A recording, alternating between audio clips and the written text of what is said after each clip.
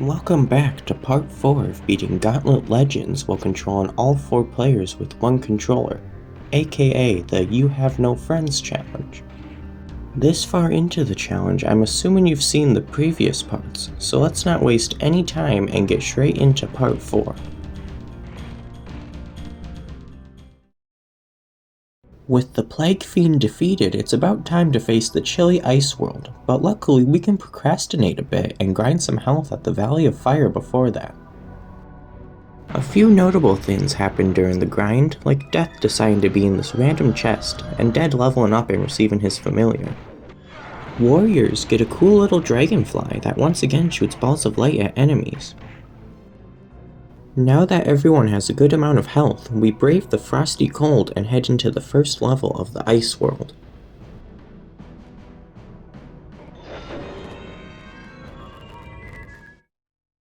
This is the Arctic docks, and we've got some nice icebergs to traverse in this level. The enemies in this world are these miners who come out of holes in the ground. I'm not real sure what they're doing on these icebergs, because it's not like they're gonna find anything other than ice here. But hey, I'm not one to judge. Here, the enemies somehow couldn't step off this small ledge, so we got some free kills from them.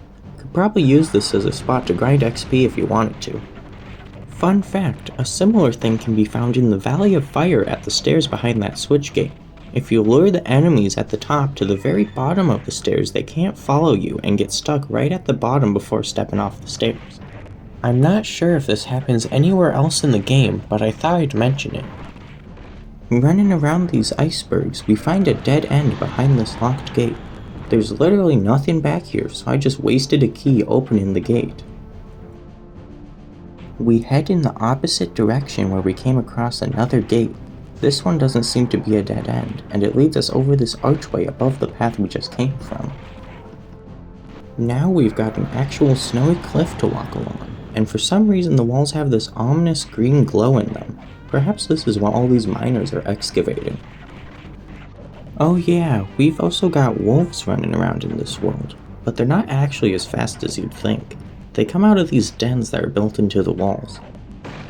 Hey look, a bridge! And it leads to a dead end. Or does it? This random platform rises up conveniently at the same time we get to the end of the bridge. The only thing on it was a speed item though. Continuing through the level, we get back to more of those icebergs, and it's so nice how they all have perfectly flat tops for us to walk on. We don't even slip on them either. Those multiplayer bridges make their return in this level. Here we've got a switch that randomly makes a section of the iceberg appear while we step on it. Hey, wait a second, this is the beginning of the level again. I just spent the last 10 minutes running in a big circle. Okay, maybe this is the way we have to go. There's still enemies in this area, so we definitely haven't been here yet. Nope, back to an area we've already been to. Ah, here we go, a gate we haven't opened yet. Surely this is the way forward.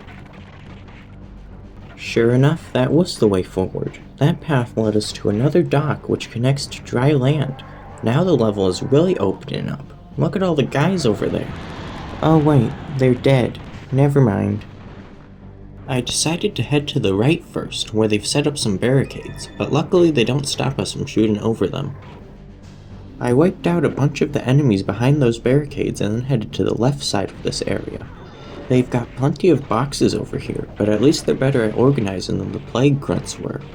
Behind this fence gate we find the first golem in this world. They look quite similar to the golems from the Mountain Kingdom, but they're made of ice this time around. That makes them just as fragile as all the other golems we've seen, and we kill it with ease using Ugly's Rock Shower Turbo attack.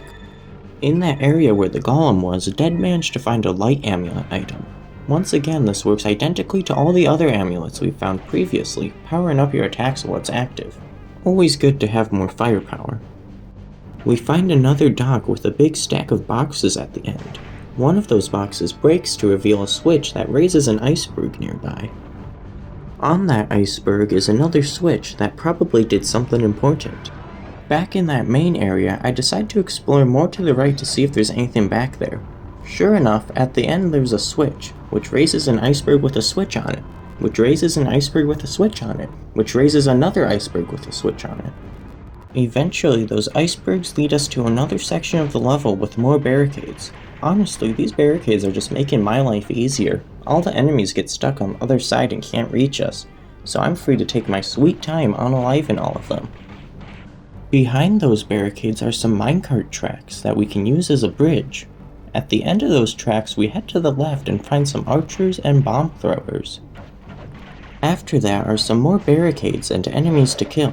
This place is all new territory, so it feels good to be getting closer to the end of the level now. We're getting pretty far into this mountain range, and we finally found the exit portal along with plenty of chests to loot, but I'm just glad to finally be getting out of this level.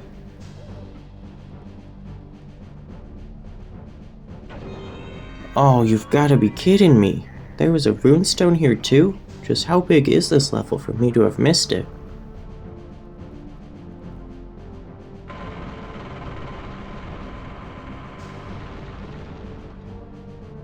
With my morale at an all-time low and my soul broken, I sadly step back into the Arctic docks to play through it again and find the runestone.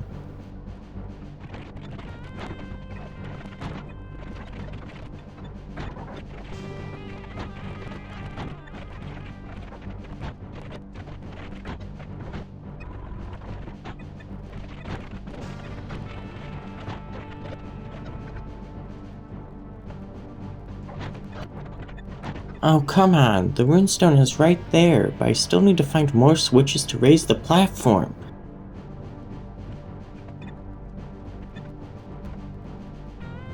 Finally! The 10th runestone. This is only the first level in the world, and the amount of in this world is already off the charts.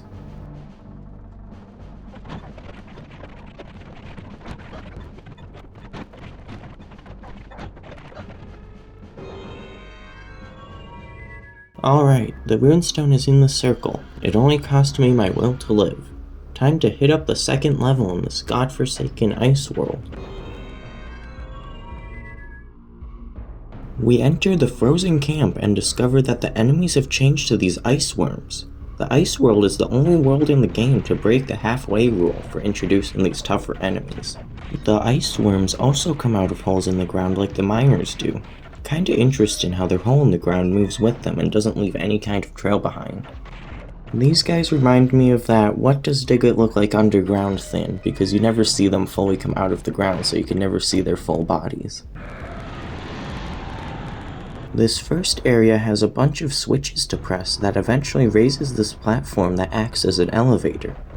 Going down that elevator, we reach this area with some nice yellow pipes for us to walk on. We quickly get back up to the main area through another elevator and head into this area with a golem. We also find a switch along the wall in this area, so that's probably important.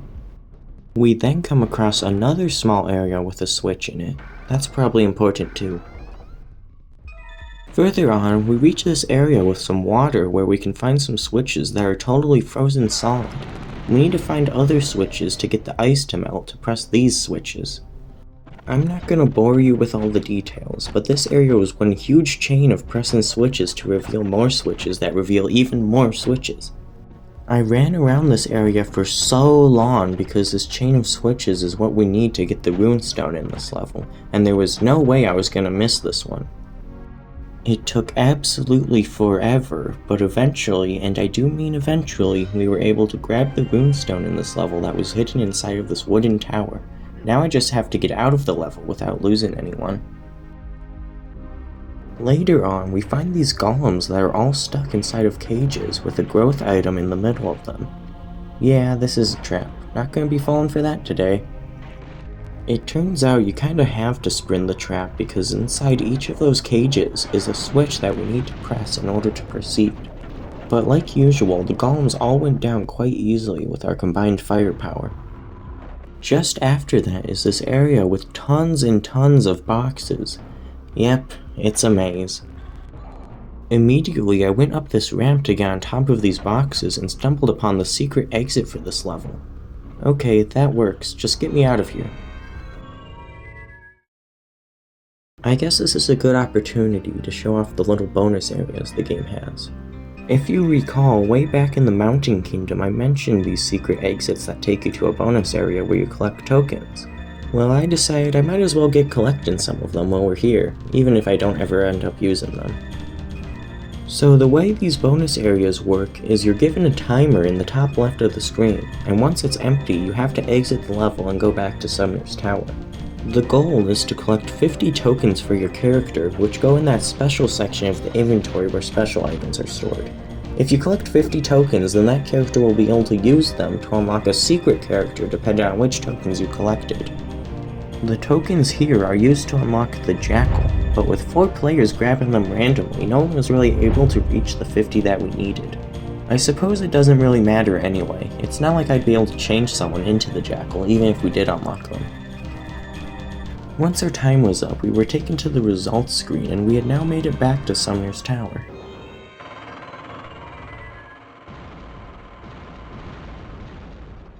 That makes 11 runestones in the circle, just 2 more to go. The next level is the Crystal Mine, which houses the 12th runestone, and we enter the level with some quick finagling as is customary at this point.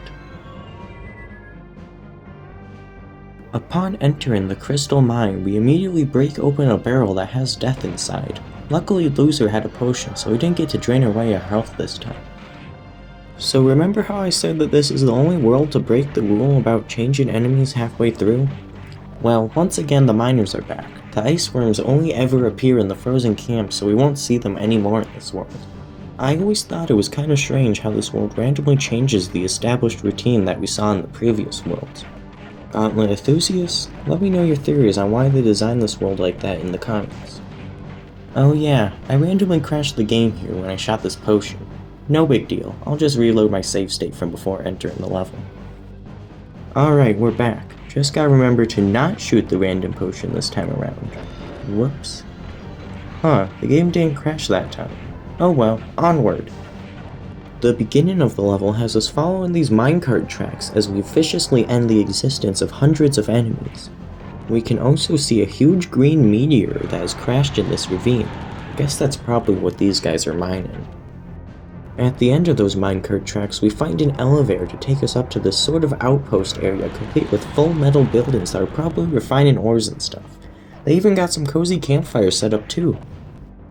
Further into the level, we find this giant ice block that melts after pressing a switch, and what do you know, there's another switch inside of it. Now this is a proper elevator, nice and big. We can easily fit everyone onto this elevator, no problem. Hey look, I can see the beginning of the level down there. Ah, the memories. Now this spot was problematic. We've got a bunch of small elevators to take us up the cliffs, but the position of this one specifically made it next to impossible to get everyone up in one trip. Despite all my attempts to finagle everyone onto it, the best I could do was only fit 3 of them onto it at once. Luckily, we don't have to get everyone up in a single trip, and I was able to get everyone to the top through multiple elevator trips and some finagling. The only reason we needed to get up here was to press the singular switch to open the way forward. Getting back down, I once again had to make multiple trips in order to get everyone down the elevator.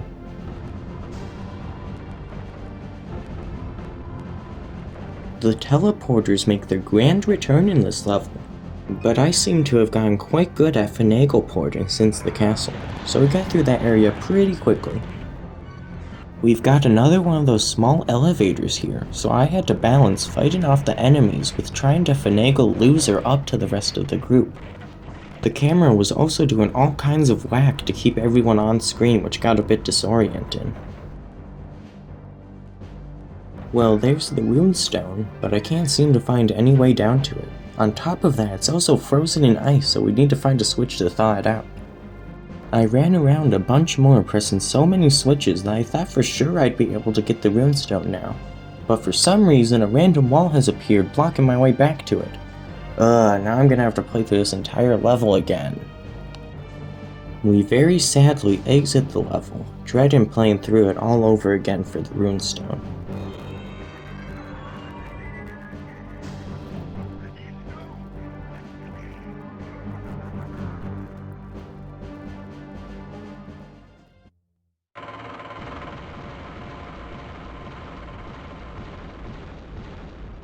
After the crystal mine, I really wasn't in the mood to play it again, so I decided to just press on to the 4th level in the world and come back later for the runestone.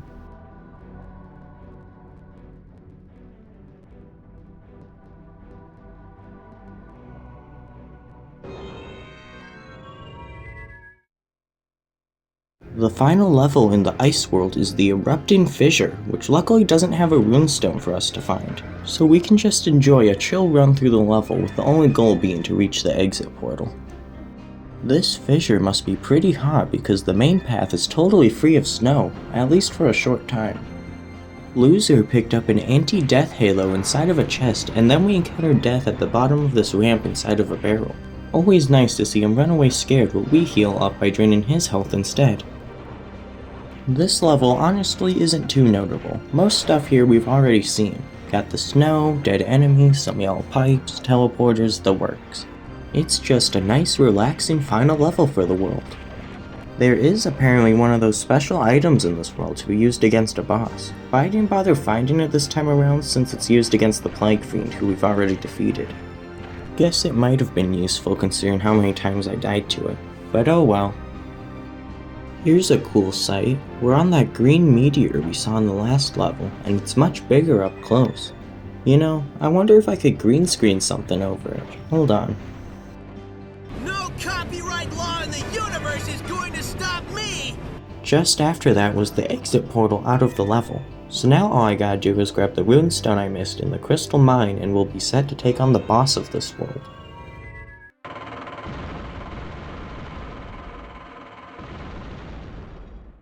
I ran through the crystal mine again off camera and retrieved the runestone this time. Just one more to go now. It's on to the boss of the ice world, the Yeti. You're probably expecting some kind of intense grinding to prepare for this boss given how tough the Plague Fiend was to defeat. But the Yeti is the biggest pushover of a boss in the entire game, so I was not concerned in the slightest.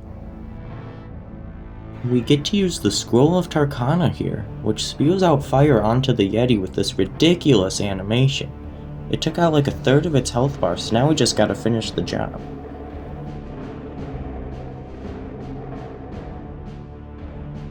It wasn't exactly fast, but we took out the Yeti with plenty of health to spare, and retrieved the final shard for the window.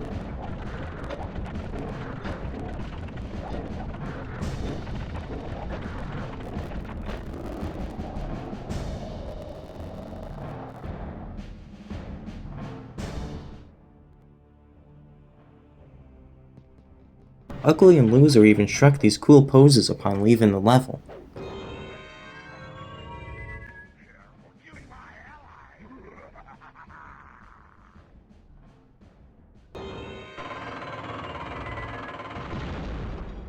Back in Sumner's tower, he placed the final shard into the window as proof of our victory over the ice world. With the window now complete, it shines brightly, casting rays of light onto the floor to act as a portal to the desecrated temple. It is time to take the fight to Scorn himself.